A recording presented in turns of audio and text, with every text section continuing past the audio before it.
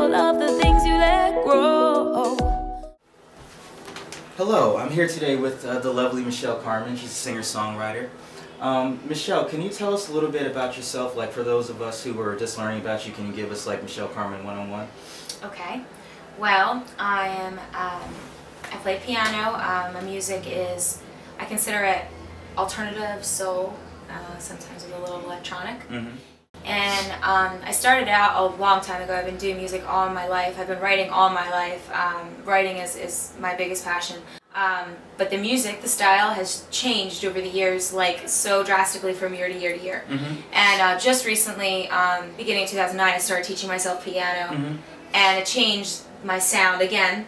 But it was finally, it was like kind of the change that, it was like the final change in a sense. Like it really like put me in a place where I was really content with the way things were going, and, mm-hmm. and I kind of could see the future of where your music my is music. going. Yeah, totally. Yeah.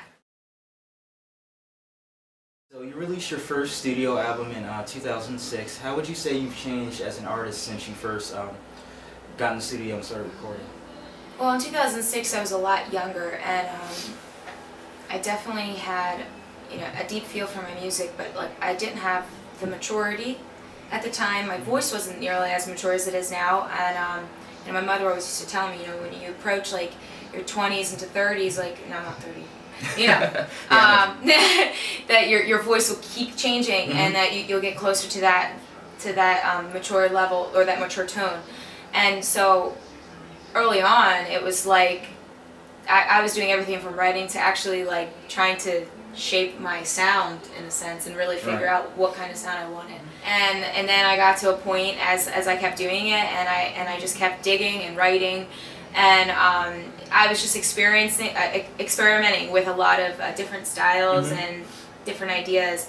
Then I started playing piano, and it just kind of really took me to a different, it took me to a different level. But it was at the same time that I was not only maturing vocally, but I was maturing as a person. Right. My writing started to change, and I started to see life a little differently, you mm-hmm. know, and I started to get inspirations. Yeah, so everything, it kind of changed colors for me, mm-hmm. and it was a great experience. But you know, sometimes the deeper you go, like, you start hitting things that are really like wow, like it kind of depresses you sometimes. And I was like getting into music that was really teaching me a lot about myself, mm-hmm. and I wasn't expecting it to teach me so much until it actually came about. And so yeah, it was quite a surprise for me. But then I just kept going with it, and things just kept, you know, I was just moving along and letting it go. Yeah, I read something once that said like when people are creating, they're expressing like their inner soul. So yeah, as it's really like one of those things where you start creating, you start to discover a little bit more about yourself as a person. I totally write. When I write, I don't really plan it. It's always haphazard. It's random, and I usually never have an idea where I'm even going. I just sit at the piano, or I just press the recorder button and I start singing something. I always think that you know, music is like the closest thing to God, you know, in a sense, and to our souls, and mm-hmm. and sometimes in those moments when I just sit and I sing and I don't know where it's going, mm-hmm. I listen back to all these random ad-libs and things I don't even know what I'm saying, and then I hear what I'm saying in the recording back, mm-hmm. not even realizing that, you know, sometimes you're giving yourself advice, sometimes it's, I think, you know, God giving you advice, or you're just kind of learning about yourself more. It's pretty profound. Yeah, no, I mean, it's because like I said, I don't plan it, and sometimes when I listen back and I hear these things, I'm just like, where did that come from? And then like a month later or 2 months later, it's like all of a sudden you realize like that thing from the bottom surfaces, and then all of a sudden it makes sense. So yeah, that's why sometimes it's a danger zone too, because then you're just like, oh God, it's getting really too deep for me. Yeah, right? You're like, wow, I'm really more effed up than I thought I was. It's just like the same process I go through when I'm creating art. I don't know what I'm going to do like before I start putting stuff down on paper. I just lay it out there and just like let my inner spirit like just go down on paper. Yeah. So it's the same process. I definitely understand. Yeah, and it's a natural thing, which is great. You know, it's natural, but it's really moving. Okay, Michelle, can you tell us who are some of your musical influences? When I was a kid, my first 2 CDs I ever owned, one of them was Tori Amos' Little Earthquakes, and the other one was Live Through and Copper. So that really, yeah, that set me off right there. Like I was really, really into the alternative mix of the 90s. And then I started listening to like Radiohead and Depeche Mode, Collective Soul. Amongst many other things, I also loved the dance and trance music too. Yeah. And then I got really into Moby. Like with any musician, I think when you grow up listening to different artists, is you take like little aspects from each thing. Yeah, you learn certain the things. Ideas, yeah, the ideas are there. You know, my style is definitely totally me. Like I don't really know what to call it, but when I'm home and I'm listening to those artists, and actually another new one who she's been around for a really long time, but I just absolutely love her, Saya. Absolutely fantastic. And her music is so much soul to it. It's so inspiring. So. You know who else you would like? I just got recently into this singer. Her name is Anna Wise, The Sunny Moon. I actually put a couple of her songs on that CD I made for you, the songs with Cutting Linguists, where she was singing the hooks and stuff.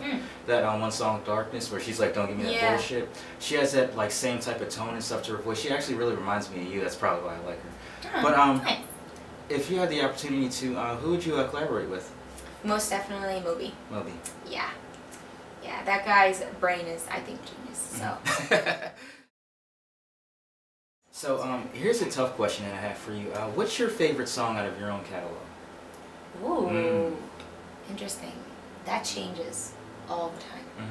Usually my favorite song is the most current, non-released one. Right. And the one that keeps playing in my head, and it just keeps me going, and then I'm like, okay, I know I gotta record this one soon. Right. So. I'd say my favorite's probably 6 Years. Really? You know, like when I first like learned about you and your music, like I used to listen to that song when I got too stressed out, like right before bed. It would always like make me feel really relaxed and comfortable before I went to bed. So. We redid that. So it's not released yet though. It's going to be on the iTunes version of Let Me Introduce Myself Again. So, and it has like a nice electronic mix plus the organic piano and cool harmonies and textures and stuff. So. I'm definitely looking forward to checking that out. Yeah. Okay, so you have a new album coming out. Can you tell us a little bit about it? Like as many details as you can, just like we're trying to figure out all about Michele Karmin. Sure. It's called Let Me Introduce Myself Again. It took me a while to kind of get it out, to get to this point, just because it's all the music of when I started playing piano, all the new stuff I was writing,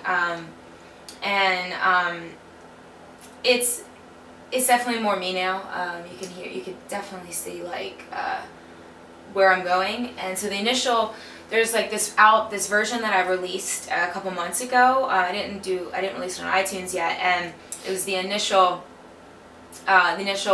version we did. It was me and Tony Corelli at Deep End Studio, and we co-produced it, and it was just that was like that. And then I waited, and then I took it to Jamie, my other producer that I work with, and he added some different like layers and textures and stuff. So the iTunes version, which is going to be out soon, is all the music that you can hear now, but just kind of like a different feel. Yeah, just slightly different. So, but once I release that, everybody will kind of be able to kind of get the idea, because it's a mixture of the organic, the piano, the soul, plus then there's like these really cool like electronic textures to it.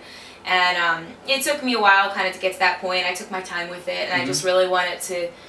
Best projects come out like that. Yeah, I just wanted to sit with it, and you know, after Tony and I had worked on it, I just kind of let people hear it for you know, that way, and then I took it to Jamie, and I was like, you know, we kind of like, you know, just figured out what else we could do with it. Right. So and he's very talented too, so he did a great job with that. I'm definitely looking forward to hearing that project, and I'm also looking forward to hearing you again live in concert. So what shows do you have coming up? You tell us all about all the shows you have coming up so we can come out and support. Play once a month at G. Morello's. That's a cover show. I'm playing at the Hard Rock in Philly, December 16th. Ooh, that's gonna be a nice one. Yes. The Legendary Dobbs coming up in January. I'm gonna start playing New York again. I haven't. I got to book shows, but by January, by the new year, I'm gonna start getting up there again. And yeah, I'm definitely gonna have to come out there too. Because I had so much fun like one time we went out. That was on Montana's birthday. That was fun. Yeah, New York is definitely one of my favorite places to be, and I took the time to kind of like play locally and really focus on what I wanted and how I wanted to get the project out and just getting all my ducks in a row. Yeah. So by 2012 I'll be back in New York. So that sounds good. Well, Philly is a great it's a great town for music. Yeah. It's very soulful. So yeah, it really is. It's like a great place to like cultivate your sound. Yeah, and the places I play, they're all very different. So it's nice. They get to change all. It's like this real intimate setting. The Hard Rock is gonna be. I'm going to have some more players with me on the show. Legendary Dobbs, that's a great spot too. I just played there for the first time recently, and I don't know if I'm going to have bandmates with me or not, but still like a totally different vibe. So it's just, it's nice, change it up and get to play for the people that are like closest to my hometown. So. That sounds good to me, and we all look forward to seeing great things from you in the future. Like I think you're one of the most talented artists I've ever met. Like not just because we're friends, but just like in general. Like when I hear your music, I'm like, she has a beautiful voice, very soulful. I'm an underground hip hop fan, so if I love your stuff, it has some soul to it. Yeah. So, but it's it's lovely to talk to you as usual, Michelle. And likewise. I look forward to seeing more from you soon. Thank you.